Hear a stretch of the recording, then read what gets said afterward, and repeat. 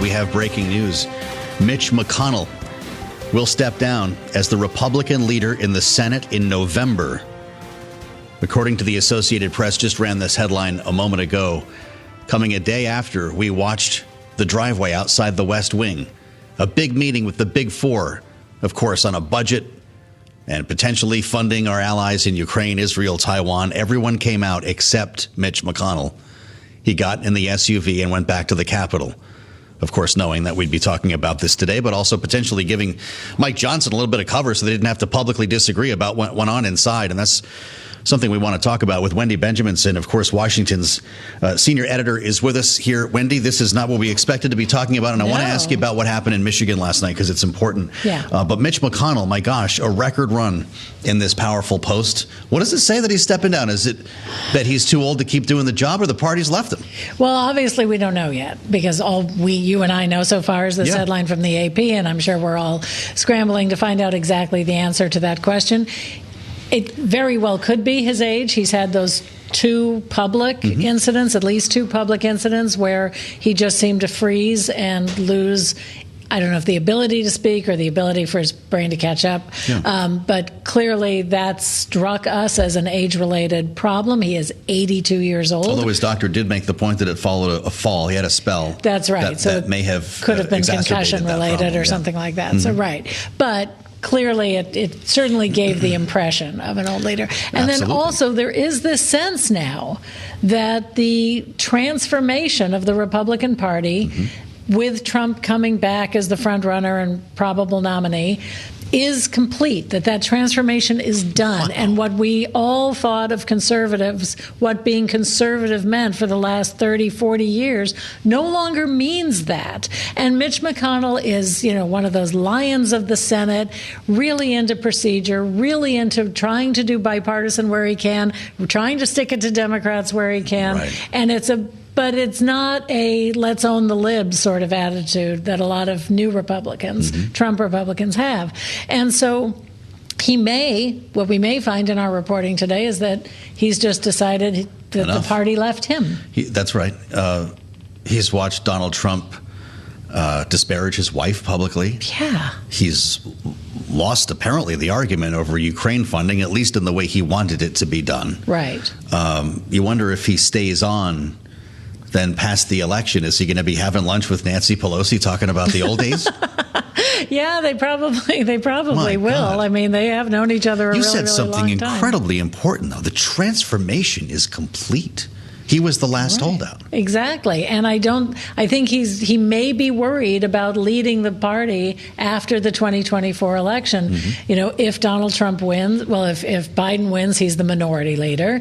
If Trump wins and I'm sorry, I shouldn't say that. If Democrats control the Senate, he's the minority leader. Yep. If Republicans flip the Senate, he's the majority leader, but always with a guy who doesn't see the world in the White House the same way that McConnell does. Right. And my goodness, if Donald Trump is the next president of the United States, he could be dead in the water. And we are going to be asking a lot of questions about the role that Donald Trump played in this, right? He could have given him an ultimatum.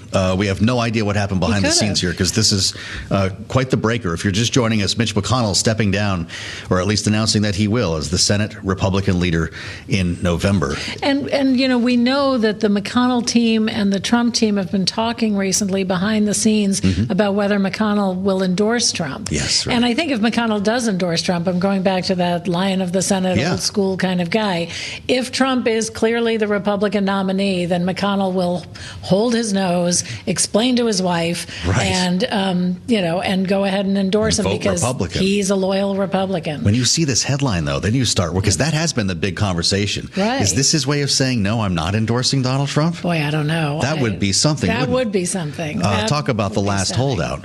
As we spend time with Wendy Benjaminson, this is remarkable, and we'll have a lot more to talk about with our panel. Rick and Jeannie will be here in about 10 minutes, and of course, we're going to get their take. They'll be here in even less than that.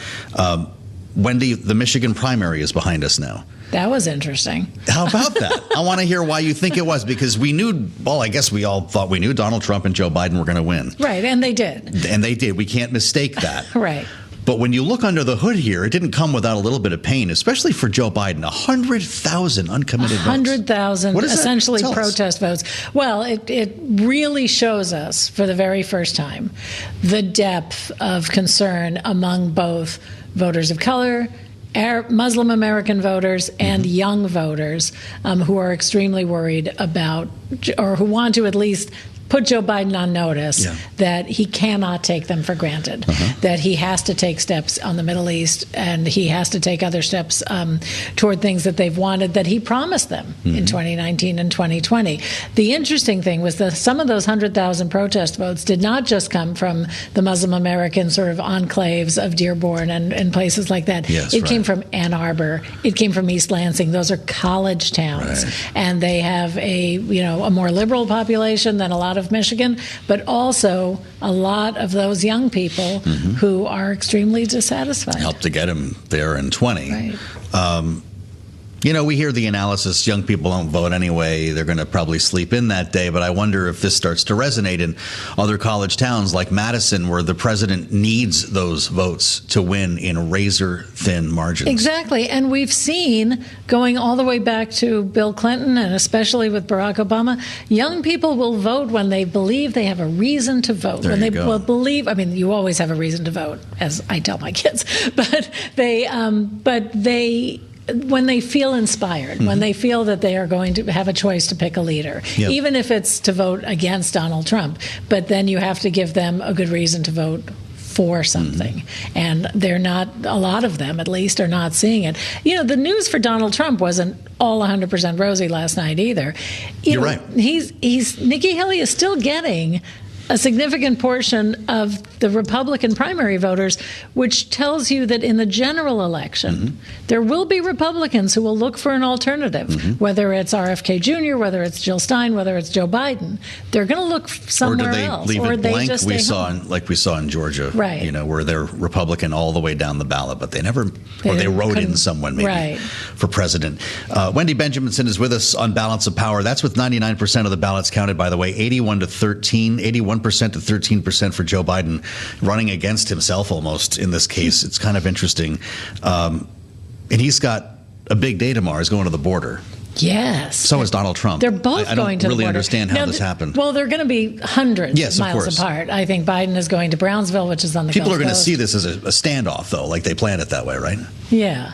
Right. It will be sort of a standoff on the Mexican border. So, cue the Clint Eastwood music. But it will be interesting because they will both be trying to say the border is important. They will both be trying to say, I can fix it. And it will be a matter of who buys Does Joe Biden need to show up with something, or do you save that for the State of the Union and say, I just got back from the border and I am taking this action here tonight? Or does he need to say more than, hey, here I am, take my picture tomorrow? Yeah, I think what he'll do tomorrow is probably, smack around Republicans a little bit for tanking the last bipartisan border bill, explain that he can't do it with executive orders because as he said earlier this week, that fixing the border requires personnel, which requires money, which requires appropriations, which requires Congress. So that's, I think, will be his message down there. I want to fix it. He's a little late to the party, but he wants to fix it. And there we go. We're hearing the voice now of Mitch McConnell, and we want to bring you live to the Senate floor. As we just told you, he's announced that he will step down as leader in November. Let's listen live on Bloomberg. There's a certain introspection that accompanies the grieving process. Perhaps it is God's way of reminding you of your own life's journey, to reprioritize the impact of the world that we will all inevitably leave behind. I turned 82 last week. The end of my contributions are closer than I'd prefer. My career in the United States Senate began amidst the Reagan Revolution. The truth is, when I got here, I was just happy if anybody remembered my name. President Reagan called me Mitch O'Donnell. Close enough, I thought. My wife Elaine and I got married on President Reagan's birthday, February 6th. probably not the most romantic thing to admit, but Reagan meant a lot to both of us. For 31 years, Elaine has been the love of my life, and I'm eternally grateful to have her by my side.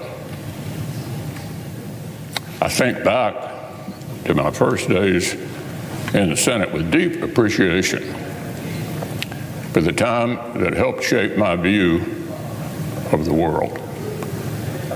I'm unconflicted about the good within our country and the irreplaceable role we play as the leader of the free world. It's why I worked so hard to get the national security package passed earlier this month. Believe me, I know the politics within my party at this particular moment in time. I have many faults. Misunderstanding politics is not one of them. That said, I believe more strongly than ever that America's global leadership is essential to preserving the shining city on a hill that Ronald Reagan discussed. For as long as I'm drawing breath on this earth, I will defend American exceptionalism. So as I've been thinking about when I would deliver some news to the Senate, I always imagined a moment when I had total clarity and peace about the sunset of my work. A moment when I'm certain I have helped preserve the ideals I so strongly believed. That day arrived today. My goals when I was narrowly elected to the Senate back in 1984 were fairly modest. Do a good job for the people of Kentucky and convince them that by doing so they might rehire me for a second term. That was it. That was the plan. If you would have told me 40 years later that I would stand before you as the longest serving Senate leader in American history, frankly, I would have thought you'd lost your mind. I have the honor of representing Kentucky in the Senate longer than anyone else in our state's history. I just never could have imagined that happening when I arrived here in 1984 at 42. I'm filled with heartfelt gratitude and humility for the opportunity. But now it's 2024. I'm now 82. As Ecclesiastes tells us, to everything there is a season and a time to every purpose under heaven. To serve Kentucky in the Senate has been the honor of my life. To lead my Republican colleagues has been the highest privilege. But one of life's most underappreciated talents is to know when it's time to move on to life's next chapter. So I stand before you today, Mr. President, and my colleagues, to say this will be my last term as Republican leader of the Senate. I'm not going anywhere anytime soon. However, I'll complete my job my colleagues have given me until we select a new leader in November and they take the helm next January. I'll finish the job the people of Kentucky hired me to do as well, albeit from a different seat, and I'm actually looking forward to that. So it's time for me to think about another season. I love the Senate. It's been my life. There may be more distinguished members of this body throughout our history, but I doubt there were any with any more admiration for the Senate.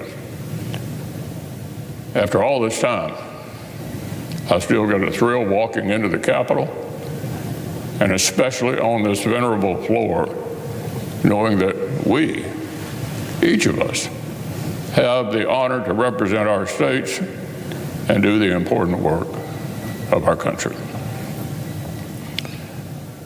But Father Time remains undefeated. I'm no longer the young man sitting in the back, hoping colleagues would remember my name. It's time for the next generation of leadership.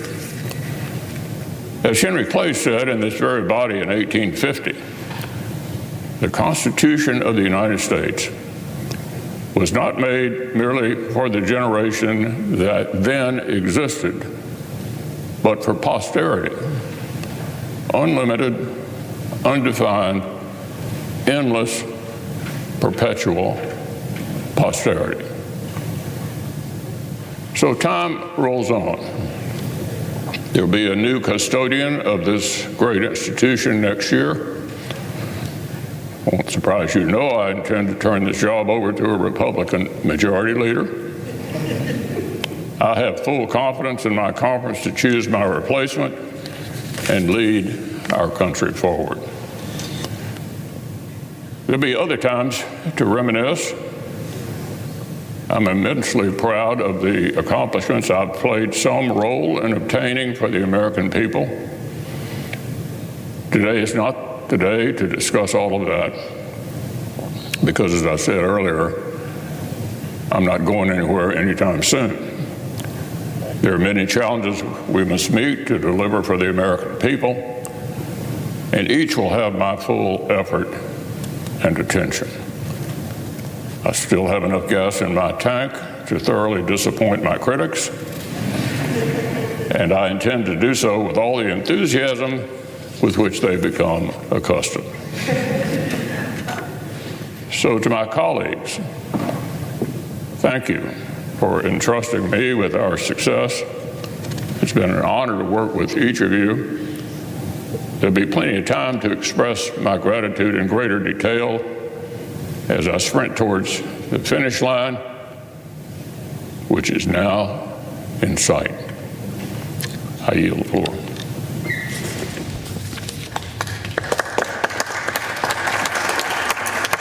Senator Mitch McConnell there live in the chamber. The majority leader, once now minority leader, will be stepping down from his leadership post in November. As we brought you here just a short time ago, a breaking situation today in Washington, D.C. I would love to just get a quick thought from Wendy Benjaminson. Wendy, before you leave us, the news broke while you were in the chair here. Yeah. We just listened to that together, a very emotional address. Moving, really. How would you describe it? Does he feel defeated, or does he feel like he's leaving on top? No, I don't think he feels defeated.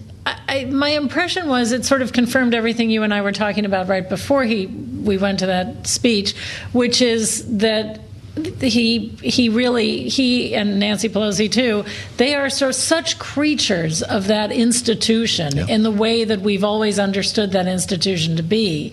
You know, I mean, almost part of the furniture, if you will, because the chambers didn't operate without one of them some of the furniture. Pulling levers. Yeah. Yes, exactly. And yet he's giving the sense that what I said before, that, you know, the things have changed. This is a new century. This is a new way of approaching politics. You know, seniority doesn't guarantee access. Being junior doesn't, you know, deny access. And the whole place is run in a much different way than it was in the Reagan era, and he must have mentioned Ronald Reagan 3 or 4 times there. He longs for that era, and that era doesn't exist anymore, you know. Yeah. And, you know, love him or hate him, he really is an institutionalist, and I think he feels like, you know, he's either too old or too out of style to run that chamber anymore. Well, thanks for sticking around with us. Happy to always be look here. forward to Wendy Benjaminson's insights. Bloomberg's Washington senior editor. Thank you, Wendy. As we assemble our panel, didn't think we'd be talking about this, but need to hear from Rick Davis and Jeannie Sheehan Zaino, Bloomberg Politics contributors, on news that Mitch McConnell is in fact stepping down as leader. Rick, you spent a number of years, I think, as we all know, working with John McCain in the United States Senate. You have every sense of the importance of this particular tenure. What does it mean that it's coming to an end now? Yeah, I think what Wendy just said about it's really the end of an era. We saw Nancy Pelosi in her 80s be retired, and now we have Mitch McConnell, 82, retiring from this leadership post. We're going to have a whole new generation that comes into power positions in Washington in the very near future, and I think that era is going to be ushered in as to youthful leadership. It'll be interesting to see what happens in the Senate as far as the elections go and whether or not we're picking a minority leader or a majority leader in this cycle. But at the end of the day, we're going to lose a master strategist at legislation and politics. I was actually happy to hear that he talked about his grasp of politics. I've never met a member of the United States Senate who knew more polling and strategy than Mitch McConnell did. He was a real study in politics. And for people like me, that helped have conversations with him about the impacts of what happened in the United States Senate. They weren't in a vacuum politically. He calculated the politics of every move he made. Fascinating. The quote that stuck out to me, Jeannie, the end of my contributions are closer than I'd prefer. And you wonder how much of this had to do with his age or the impact of Donald Trump on his party. Maybe you can't separate the two. What do you think? Yeah, I mean, I think I agree with you. I think it's really hard to separate the two. And I was struck by that as well, because, of course, this is a party that has changed enormously in the last several years, but certainly since Mitch McConnell took the helm in the Senate. And since he joined the Senate, this is not the same Republican Party of Mitch McConnell's time. And we have seen challenges to his leadership in the Senate very, very recently. And so I think that's part of it. And I think we have to take him at his word that he feels like it is now time to hand over the mantle. And this is something so many of our leaders are grappling with right now, right up to our presidential leading contenders in Joe Biden and Donald Trump, as you see new generations saying, wait a minute, is it time for you to exit stage left? So many, of our leaders grappling with this challenge. And I think Mitch McConnell makes a really important point. Part of being a leader is having a succession plan.